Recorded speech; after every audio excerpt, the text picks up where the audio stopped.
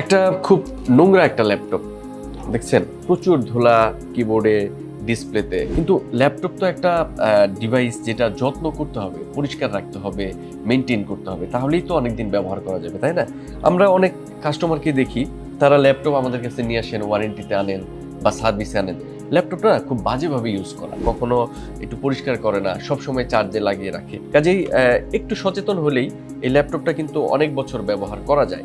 বিশেষ করে যে যখন ধুলা পড়বে, আপনি একটা পরিষ্কার করার জন্য একটা নরম তাওয়েল ইউজ করতে পারেন বা ব্রাশ ইউজ করতে পারেন। তাহলে হবে কি যে কিবোর্ডের মধ্যে ময়লা যাবে না, কিবোর্ডের মধ্যে ময়লা না গেলে কিবোর্ড সহজে নষ্ট হবে না। আরেকটা কাজ হতে পারে যে প্রসেসরের ভেন্টিলেশন, যেটা গরম হাওয়া বের হয়, সেখানে ময়লা ঢুকবে না এবং ভিতরেও ময়লা ঢুকবে না। তো এইটা একটু খেয়াল রাখতে হবে আমাদের সবাইকে, যে ক্লিন রাখতে হবে। দ্বিতীয়ত আরেকটা কাজ করতে হবে, ল্যাপটপ সবসময় চার্জে লাগিয়ে কাজ করা যাবে না। এতে হয় কি যে ব্যাটারিটা গরম হয়ে যায় এবং ব্যাটারিটার সাইকেল কাউন্ট বেশি হয় এবং দ্রুত ব্যাটারিটা নষ্ট হয়ে যায়।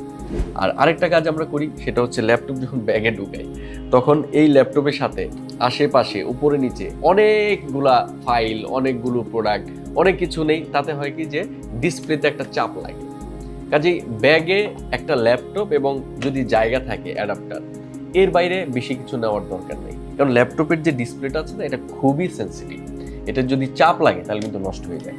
কাজেই পরিষ্কার রাখা, সবসময় চার্জ দিয়ে না চালানো, তারপর হচ্ছে ব্যাগের মধ্যে সিম্পলি একটা ল্যাপটপ আর অ্যাডাপ্টার নেওয়া, এইভাবে যদি আমরা ল্যাপটপটা ব্যবহার করি, ল্যাপটপটা অনেক বছর পর্যন্ত ব্যবহার করা যায়, সম্পদের সুষম ব্যবহার হয়, টাকাটাও বাঁচে। তো আপনারা যারা ল্যাপটপ ব্যবহার করেন, তাদের কাছে আমি অনুরোধ রাখবো, ল্যাপটপটা রেগুলার পরিষ্কার করবেন, সবসময় চার্জে লাগিয়ে কাজ করবেন না।